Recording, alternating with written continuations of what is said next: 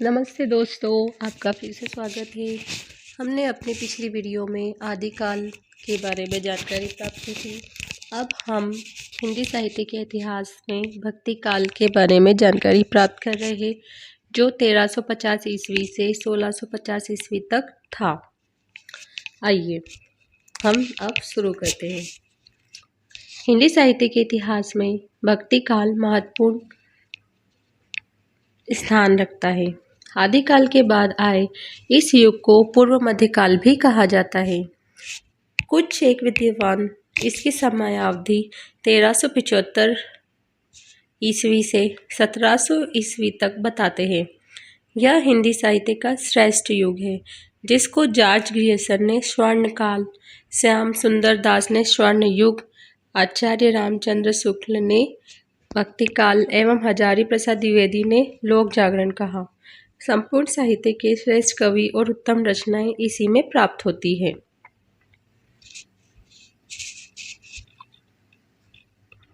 रामानंद ने विष्णु के अवतार राम की उपासना पर बल दिया।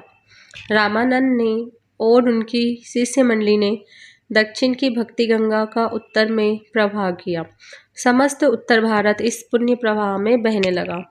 भारत भर में उस समय पहुँचे हुए संत और महात्मा भक्तों का आविर्भाव हुआ। महाप्रभु वल्लभाचार्य ने पुष्टि मार्ग की स्थापना की और विष्णु के कृष्णावतार की उपासना करने का प्रचार किया। उनके द्वारा जिस लीला गान का उपदेश हुआ, उसने देश भर को प्रभावित किया। हस्तछाप के सुप्रसिद्ध कवियों ने उनके उपदेशों को मधुर कविता के रूप में प्रतिबिंबित किया।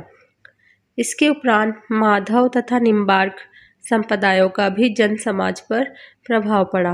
साधना क्षेत्र में दो अन्य संप्रदाय भी उस समय विद्यमान थे। नाथों के योग मार्ग से प्रभावित संत संप्रदाय चला, जिसमें प्रमुख व्यक्तित्व संत कबीरदास का है। मुसलमान कवियों का सूफीवाद हिंदू के विशिष्टाद्वैतवाद से बहुत भिन्न नहीं है। कुछ भावुक मुसलमान कवियों द्वारा सूफीवाद से रंगी हुई उत्तम रचनाएं लिखी गई। भक्तिकाल के कवियों में सूरदास, संत शिरोमणि रविदास, ध्रुवदास, रसखान, व्यास जी, स्वामी हरिदास, मीराबाई, गदाधर भट्ट, हित हरिवंश, गोविंद स्वामी, चित्त स्वामी, चतुर्भुज दास, कुंभन दास, परमानंद दास आदि कवि आते हैं। भक्ति युग की चार प्रमुख काव्य धाराएं मिलती हैं: सगुण भक्ति और निर्गुण भक्ति। सगुण काव्य की धारा के कवि ईश्वर के सगुण अर्थात साकार रूप की आराधना करते थे। सगुण काव्य धारा के कवियों को मुख्यतः दो भागों में वर्गीकृत किया गया है। पहले रामाश्री शाखा या राम भक्ति काव्य धारा, दूसरी कृष्णाश्री शाखा या कृष्ण भक्ति काव्य धारा। निर्गुण भक्ति। निर्गुण काव्य धारा के कवि ईश्वर में निर्गुण अर्थात निराकार रूप की आराधना करते थे। निर्गुण काव्य धारा के कवियों को दो भागों में वर्गीकृत किया गया है: ज्ञानाश्री शाखा, संत काव्य धारा। फोर्थ, प्रेमाश्री शाखा, सूफी काव्य धारा।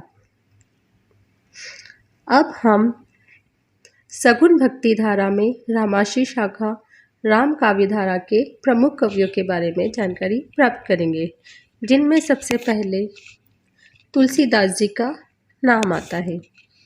तुलसीदास को किसी परिचय की आवश्यकता नहीं है। इन्होंने रामकथा को अवधि रूप देकर घर घर में प्रसारित कर दिया है। इनका जन्म काल विवादित रहा है। तुलसीदास के कुल 13 ग्रंथ मिलते हैं: दोहावली, पहला दोहावली, दूसरा कवितावली, तीसरा गीतावली, चौथा कृष्ण गीतावली, पांचवा विनय पत्रिका, छठा रामलला नहछु, सातवां वैराग्य संदीपनी, आठवां भैरवा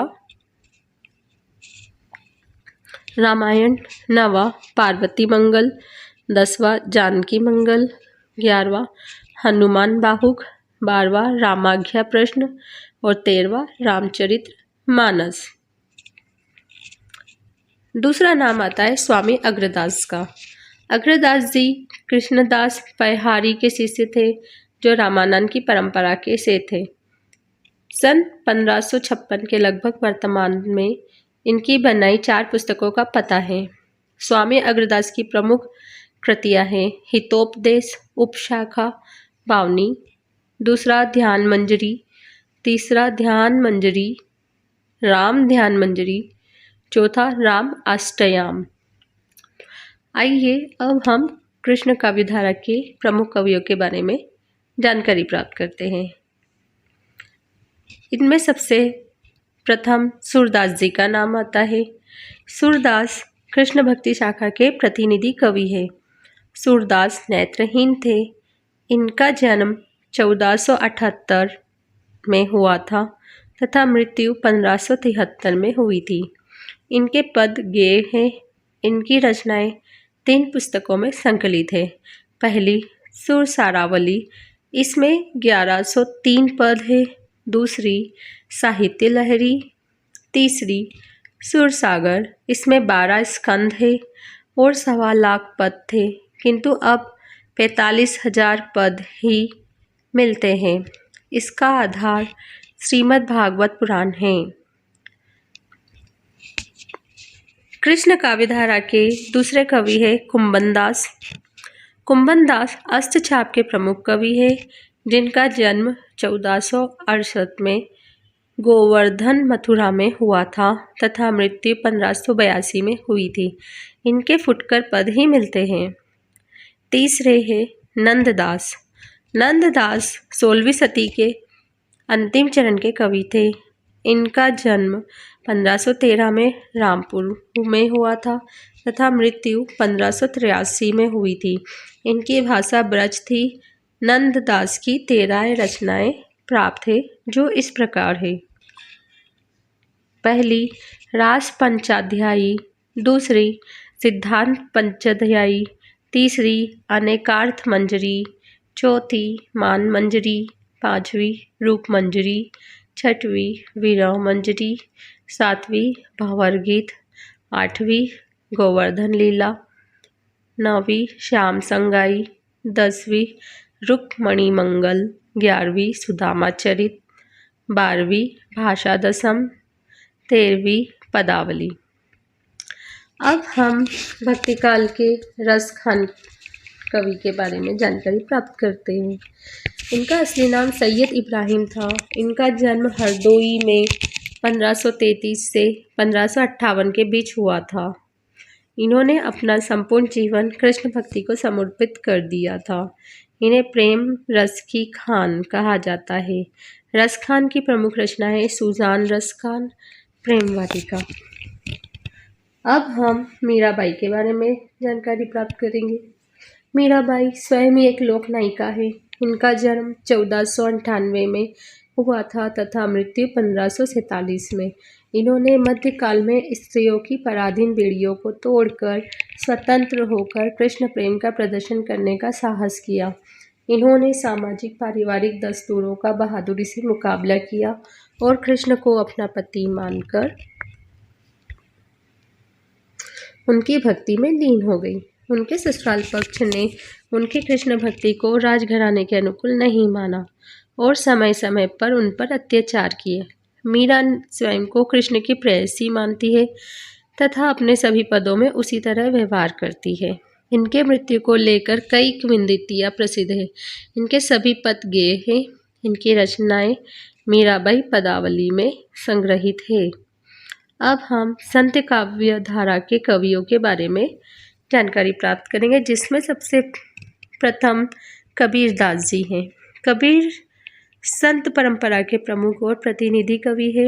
इनके जन्म के विषय में प्रामाणिक साक्ष्य उपलब्ध नहीं है। जनश्रुतियों के अनुसार कबीर का जन्म 1398 ईस्वी में और मृत्यु 1518 ईस्वी में हुई है। कबीर नीरू और नीमा नामक जुलाहा दंपत्ति को तालाब के किनारे मिले थे। इन्होंने बच्चे का लालन पालन किया। यही बच्चा बाद में बड़ा होकर कबीर के नाम से जाना गया। कबीर के गुरु रामानंद थे।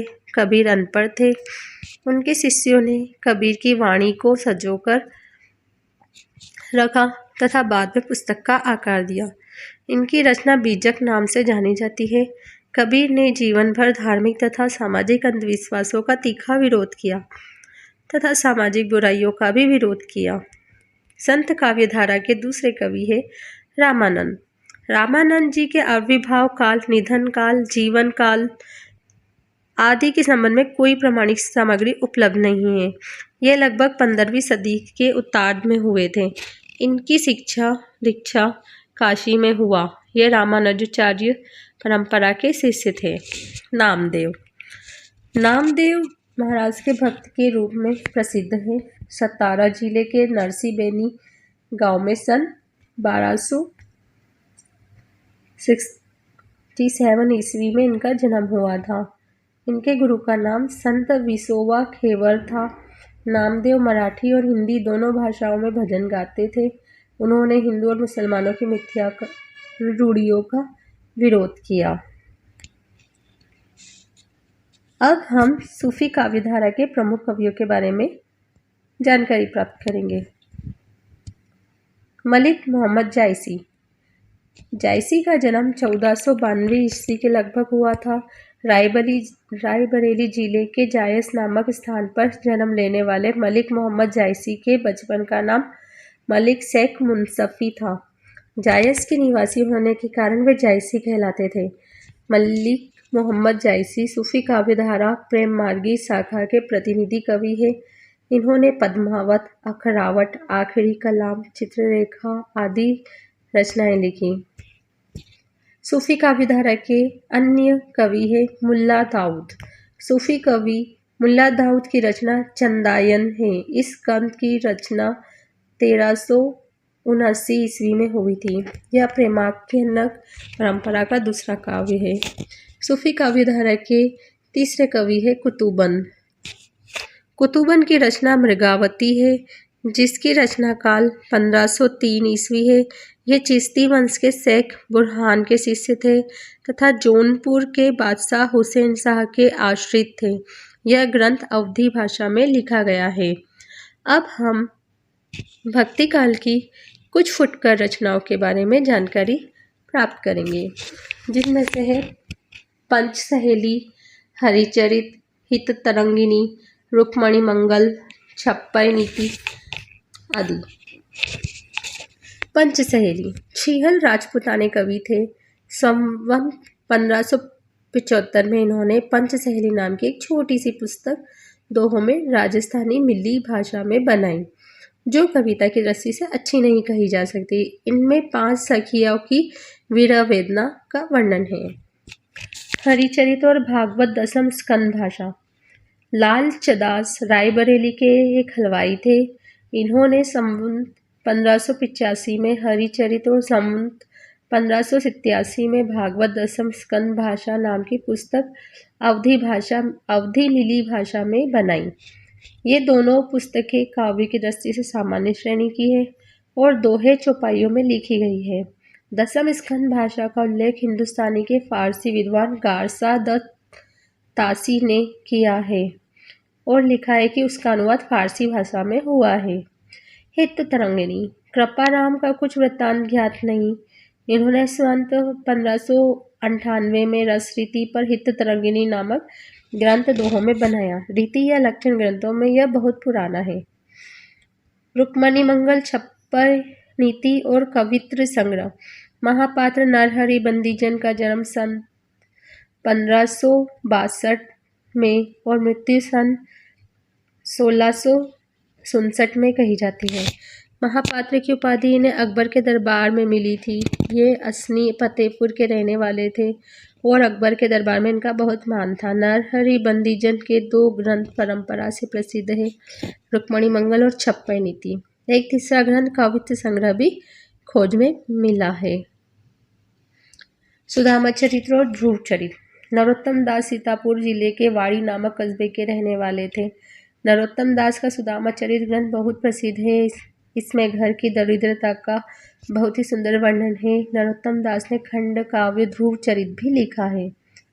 माधव नल कामंदला आलम अकबर के समय में एक मुसलमान कवि थे, जिन्होंने माधवानल कामं कंदला नाम की प्रेम कहानी दोहा चौपाई में लिखी है। सत प्रश्नोत्तरी। मनोहर एक कछावाहे सरदार थे जो अकबर के दरबार में रहा करते थे। शिव सिंह सरोज ने लिखा है कि ये फारसी और संस्कृत के अच्छे विद्वान थे और फारसी कविता में अपना उपनाम तोशनी रखते थे। इन्होंने सत प्रश्नोत्तरी नाम की पुस्तक बनाई है तथा नीति और श्रृंगार रस के बहुत से फुटकर दोहे कहे हैं। इनका कविता काल संवत 1620 के आगे माना जा सकता है। इनके श्रृंगारिक दोहे मार्मिक और मधुर है, पर उनमें कुछ फारसीपन के छींटे मौजूद है। नक्सिक। बालभद्र मिश्र ओरछा के सनाड़िय ब्राह्मण पंडित काशीनाथ के पुत्र और प्रसिद्ध कवि केशवदास के बड़े भाई थे। इनका जन्म काल संवत 1600 के लगभग माना जाता है। इनका नक्सिक श्रृंगार का एक प्रसिद्ध ग्रंथ है जिसमें इन्होंने नायिका के अंगों का वर्णन उपमा, उत्प्रेक्षा, संदेह आदि अलंकारों के प्रचुर विधान द्वारा किया है। सन 1891 में गोपाल कवि ने बालभद्र कृत नक्सिक की एक टीका लिखी जिसमें उन्होंने बालभद्र कृत 3 और ग्रंथ का उल्लेख किया है, जिसे बलभद्री व्याकरण, हनुमानटक और गोवर्धन सतसई का टीका। पुस्तकों की खोज में इनका दुष्विशन विचार नाम का एक और ग्रंथ मिला है जिसमें काव्य दोषों का निरूपण है। अब हम भक्ति काल के अन्य कवियों के बारे में जानकारी प्राप्त करेंगे, जिसमें महाराज टोडरमल अकबर के 9 रत्नों में से थे। टोडरमल का जन्म 1 जनवरी 1500 लहरपुर में हुआ था। यह सीतापुर उत्तर प्रदेश जिले में स्थित है। अकबर के समय से प्रारंभ हुई भूमि पैमाइश का आयोजन टोडरमल के द्वारा ही किया गया था। ये कुछ दिनों तक बंगाल के सूबेदार भी थे। ये जाति के खत्री थे। निधन 8 नवंबर 1589 लाहौर पाकिस्तान में हुआ। इनकी कोई पुस्तक तो नहीं मिलती, फुटकर कवित्र इधर उधर मिलते हैं। महाराज बीरबल मुगल बादशाह अकबर के मुख्य सलाहकार थे। बीरबल का मुगल साम्राज्य के साथ घनिष्ठ संबंध था, इसलिए उन्हें मुगल शासक अकबर के 9 रत्नों में से एक कहा जाता था। बीरबल भारतीय इतिहास में उनकी चतुराई के लिए जाने जाते हैं और उन पर लिखित काफ़ी कहानियाँ भी हमें देखने को मिलती है, जिसमें बताया गया कि कैसे बीरबल चतुराई से अकबर की मुश्किलों को हल करते थे। बीरबल की व्यंग्यपूर्ण कहानियों और काव्य रचनाओं ने उन्हें प्रसिद्ध बनाया है। उनके कोई पुस्तक नहीं है, पर कई सौ कविताओं का संग्रह भरतपुर में है। इनकी रचनाएं अलंकार आदि काव्यांगों से पूर्ण और सरस होती थी। कविता में ये अपना नाम ब्रह्म रखते थे। गंग अकबर के दरबारी कवि थे और रहीम खाना इन्हें बहुत मानते थे। गंग कवि के जन्म काल तथा कुल आदि का ठीक व्रत ज्ञात नहीं है।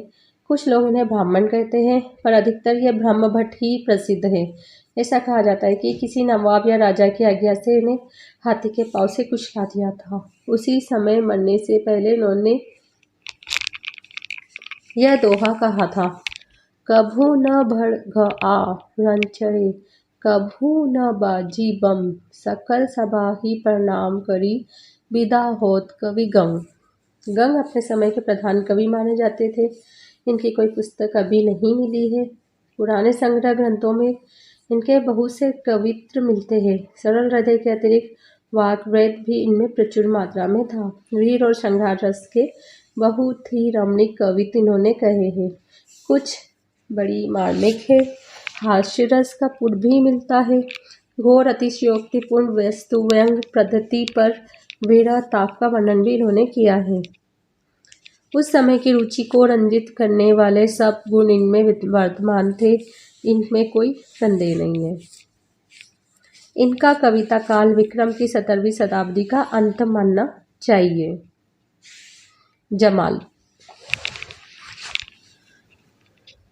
भारतीय काव्य परंपरा से पूर्णतः परिचित सहृदय मुसलमान कवि थे। जिनका रचना काल लगभग सन 1627 अनुमानित किया गया है। इनके नीति श्रृंगार और दोहे राजपुताने की तरफ बहुत जनप्रिय है। इन्होंने कुछ पहेलियां भी अपने दोहों में रखी है। केशवदास, ये सनातन ब्राह्मण कृष्ण दत्ता के पौत्र और काशीनाथ के पुत्र थे। इनका जन्म संवत 1612 में और मृत्यु 1674 के आसपास हुई है। ओरछा नरेश महाराजा राम सिंह के भाई इंद्रजीत सिंह की सभा में ये रहते थे, जहाँ इनका बहुत मान था। केशव ने अलंकारों पर कवि प्रिया और रस पर रसिक प्रिया लिखी। ये काव्य में अलंकार का स्थान प्रधान समझने वाले चमत्कारवादी कवि थे।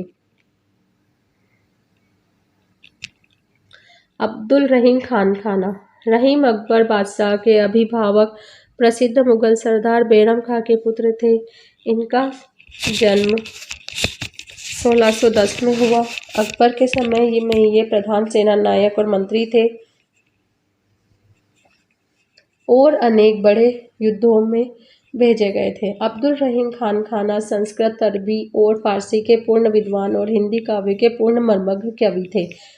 लड़ाई में धोखा देने के अपराध में एक बार जहांगीर के समय इनकी सारी जागीर जब्त हो गई और कैद में डाल दिए गए। कैद से छूटने पर इनकी आर्थिक व्यवस्था कुछ दिनों तक बड़ी ही हीन रही। गंग कवि को इन्होंने एक बार 36 लाख रुपए दे डाले थे। अपनी दरिद्रता का दुख दूर करने के लिए इन्हें उसी समय होता था जिस समय इनके पास कोई याचक जा पहुंचता था। ये उसकी यथेच सहायता नहीं कर सकते थे। गोस्वामी तुलसीदास जी से रहीम का बड़ा स्नेह था। ऐसा जनश्रुति है कि एक बार ब्राह्मण अपनी कन्या के विवाह के लिए धान न होने से घबराया हुआ गोस्वामी जी के पास आया। गोस्वामी जी ने उन्हें रहीम के पास भेजा और रहीम ने उस ब्राह्मण को बहुत सा द्रव्य देकर विदा किया और दोहे की वाक्यात बाबरी का तुर्की से फारसी में अनुवाद किया। कुछ मिश्र रचनाएं भी इन्होंने की है। रहीम काव्य हिंदी संस्कृत की खिचड़ी है। खेट कौतुकम नामक ज्योतिष का ग्रंथ संस्कृत और फारसी की खिचड़ी है। कुछ संस्कृत श्लोकों की रचनाएं भी ये कर गए हैं। कादिर बख्श कादिर पिहानी जिला हरदोई के रहने वाले और सैयद इब्राहिम के शिष्य थे। इनका जन्म 1635 में माना जाता है। इनकी कोई पुस्तक तो नहीं मिलती है पर फुटकर कवित्व पाए जाते हैं।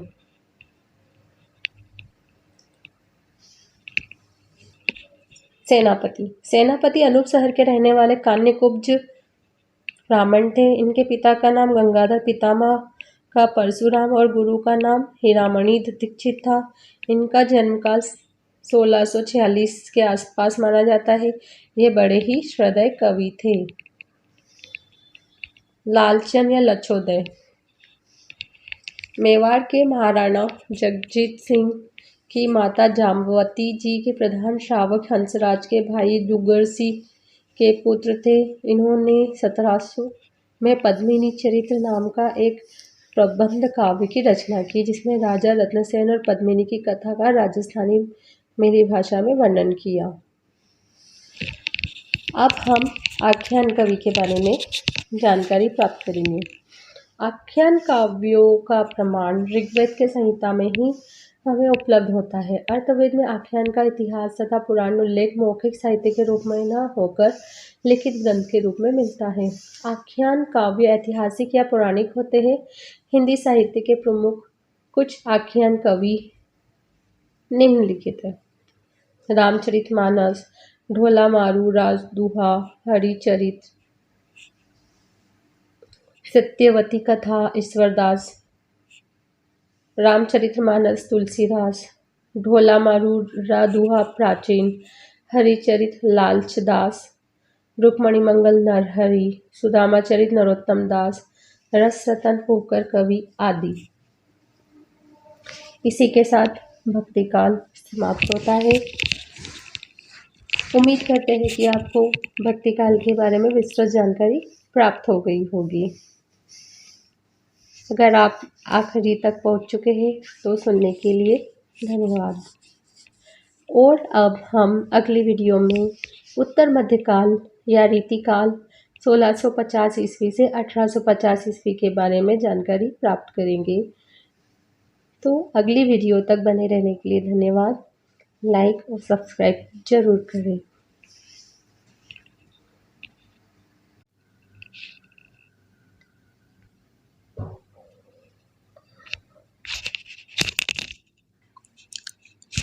नमस्ते दोस्तों, आपका फिर से स्वागत है। हमने अपनी पिछली वीडियो में आदिकाल के बारे में जानकारी प्राप्त की थी।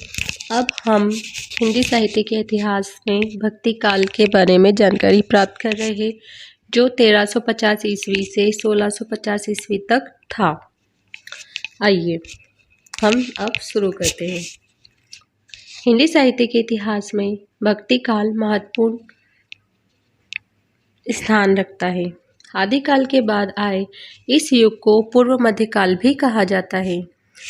कुछ एक विद्वान इसकी समयावधि 1375 ईस्वी से 1700 ईस्वी तक बताते हैं।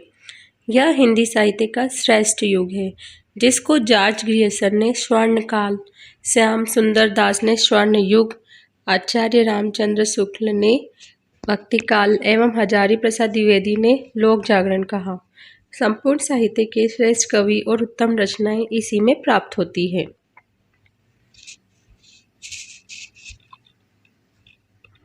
रामानंद ने विष्णु के अवतार राम की उपासना पर बल दिया। रामानंद ने और उनकी शिष्य मंडली ने दक्षिण की भक्ति गंगा का उत्तर में प्रवाह किया। समस्त उत्तर भारत इस पुण्य प्रवाह में बहने लगा। भारत भर में उस समय पहुँचे हुए संत और महात्मा भक्तों का आविर्भाव हुआ। महाप्रभु वल्लभाचार्य ने पुष्टि मार्ग की स्थापना की और विष्णु के कृष्णावतार की उपासना करने का प्रचार किया। उनके द्वारा जिस लीला गान का उपदेश हुआ, उसने देश भर को प्रभावित किया। अष्टछाप के सुप्रसिद्ध कवियों ने उनके उपदेशों को मधुर कविता के रूप में प्रतिबिंबित किया। इसके उपरांत माधव तथा निम्बार्क संप्रदायों का भी जन समाज पर प्रभाव पड़ा। साधना क्षेत्र में दो अन्य संप्रदाय भी उस समय विद्यमान थे। नाथों के योग मार्ग से प्रभावित संत संप्रदाय चला, जिसमें प्रमुख व्यक्तित्व संत कबीरदास का है। मुसलमान कवियों का सूफीवाद हिंदू के विशिष्टाद्वैतवाद से बहुत भिन्न नहीं है। कुछ भावुक मुसलमान कवियों द्वारा सूफीवाद से रंगी हुई उत्तम रचनाएं लिखी गई। भक्ति